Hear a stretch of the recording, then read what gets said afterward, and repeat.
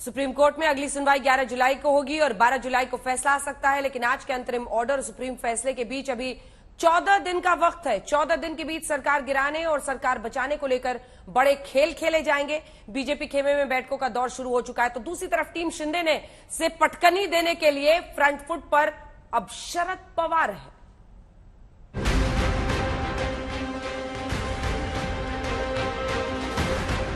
हे जे 40 लोक तिकडे आहेत ना, ही जिवंत प्रेत आहेत, लक्षात घ्या, हे मुर्दे आहेत।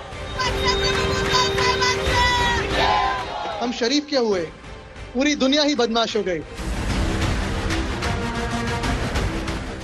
आपण बाळासाहेबांचे खंदे समर्थक आहोत।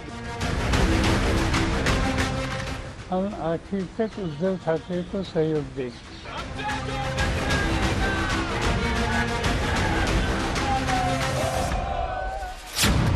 शरद पवार तैयार, इम्तिहान का इंतजार। बीजेपी का मौन, क्या पवार का डर है? बगावत से शुरू हुई सियासी अदावत अब सड़क से सुप्रीम कोर्ट तक पहुंच चुकी है। 11 जुलाई को अगली तारीख पर क्या होगा, ये बड़ा सस्पेंस है। लेकिन 11 जुलाई से पहले क्या क्या संभावनाएं बन रही हैं, इसके संकेत महाराष्ट्र में दिखने लगे हैं। क्योंकि कंट्रोल रूम में बैठे हैं क्राइसिस मैनेजर शरद पवार, क्योंकि उद्धव सरकार को बचाने में जुटे हैं शरद पवार, क्योंकि शरद पवार अड़े हैं, उद्धव के साथ खड़े हैं। क्लेम करते हो, बोलते हैं हमारे पास नंबर है। हमें एक ही बात आश्चर्य रहता है कि वे नंबर है तो वहाँ क्यों बैठे? वहाँ मुंबई में आकर वहाँ गवर्नर या कहीं जो डेमोक्रेटिक सेटअप है वहाँ जाकर हु करो। इसे यूं समझिए, आज उद्धव से ज्यादा चर्चा एनसीपी चीफ शरद पवार की काउंटर रणनीति की हो रही है। ऐसा क्यों? आप दो बातों से समझ सकते हैं, जिसके इर्द गिर्द महाराष्ट्र की राजनीति आज घूम रही है।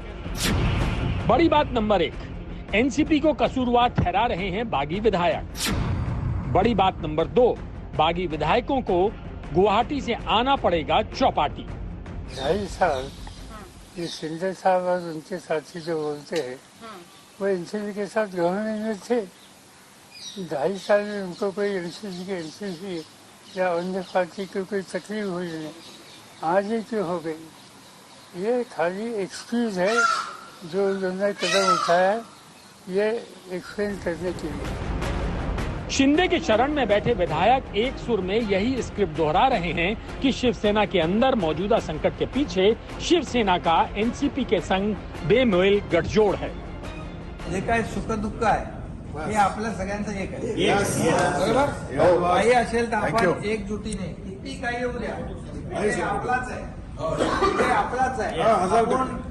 मला तर तुम्ही जे म्हणालात ते नॅशनल पार्टी आहे, ते महाशक्ती आहे, ज्यांनी अख्ख्या पाकिस्तान म्हणजे काय परिस्थिती होती माहित नाही, तर याच्यामध्ये त्यांनी मला सांगितलेलं आहे, तुम्ही जो हा निर्णय घेतलेला आहे। शिंदे की शर्त भी यही है कि एनसीपी से रिश्ता तोड़ दें तो घर वापसी संभव है। लेकिन उद्धव और शरद पवार एक पेज पर हैं, यानी बगावत कबूल है, लेकिन प्रेशर में पवार से अदावत मंजूर नहीं। लाइन क्लियर है, हम आखिर तक उद्धव ठाकरे को सहयोग देंगे। उद्धव ठाकरे हमारी कमिटमेंट शिवसेना को, उद्धव ठाकरे के नेतृत्व वाले शिवसेना को। 20 जून को बगावत हुई, लेकिन ऐलान मुंबई से दूर सूरत शहर से किया गया। अब सभी बागी गुवाहाटी में डेरा डाले हुए हैं। सवाल यही है कि नंबर है तो मुंबई आने से क्या परहेज? सबसे बड़ी टेस्ट यही है, अगर जो भी बागी है, जो भाग के गए हैं, जो खुद को रिबेलियन कह रहे हैं, रिबेलियन करना होता तो यहाँ हिम्मत से करते, राजीनामा देते, रिजाइन करते और सामने चुनाव के लिए खड़े रहते। मेरी बात पूरी होगी। दूसरी फ्लोर टेस्ट यही होगी कि मेरे सामने बैठे आंखों में आंखें डाल के बोले कि हमने क्या गलत किया। शिवसेना में हुई फूट को बीजेपी सत्ता की सीढ़ी के तौर पर देख रही है, लेकिन मोर्चे पर डटे शरद पवार बीजेपी के अरमानों पर पानी फेर सकते हैं। बीजेपी आधी रात को गुप्त मीटिंग तो कर रही है, लेकिन खुलकर कुछ बोलने को तैयार नहीं है। पता नहीं लग रहा है, चुप्पी साधे हुए है भाजपा कैंप, क्या हो रहा है? रूटीन चल रहा है। जो हमारे दल की जो रूटीन बैठकें होती है वह बैठकें चल रही है। ये तो मीडिया को लग रहा है यह पूरी तरह से उनका उस दल का निजी मामला है। इस निजी मामले से वे अपने निपटे, इससे हमारा कोई न लेना न कोई देना है। आप सोचेंगे कि बीजेपी की चुप्पी का नैतिक शास्त्र क्या है, तो इसका एक ही जवाब है, शरद पवार। बीजेपी खेमा इस वक्त शरद पवार की रणनीति का तोड़ निकालने में जुटा है, क्योंकि उसे पता है कि सियासी अखाड़े में पवार को मात देना आसान नहीं। प्रधानमंत्री नरेंद्र मोदी भी शरद पवार के सियासी पावर के मुरीद हैं। उन्होंने तो ये मेरा अभिनंदन किया कि मोदी जी ने सब दिखाने के लिए बुलाया था। हकीकत तो वो दिखा करके मैं उनसे जानना चाहता था कि अभी कुछ कमी रह गई तो मुझे बताइए, मैं ठीक करना चाहता, मैं सीखना चाहता। और बहुत लोग, कम लोगों को मालूम होगा, शायद महीने में 2-3 बार मेरी और शरद राव की बात न हुई हो, ऐसा कोई महीना नहीं गया होगा। ये व्याख्या सुनकर आपको पता चलेगा कि बीजेपी एक एक कदम फूंक फूंक कर क्यों रख रही है। राज्य सरकार में बड़ी कठिनाइयां बहुत रहती थी।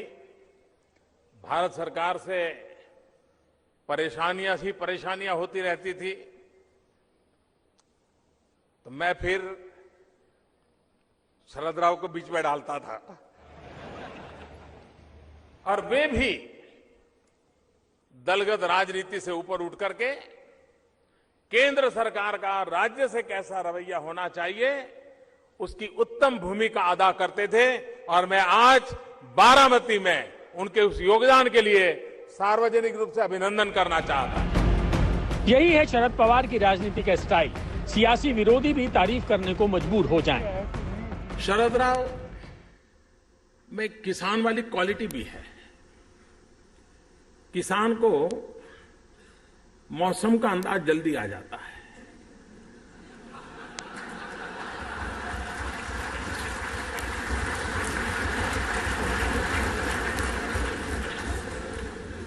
शरद राव ने उस गुण का राजनीति में भरपूर उपयोग किया है। यानी हवा का रुख समझकर ही पवार आगे की रणनीति तैयार कर लेते हैं।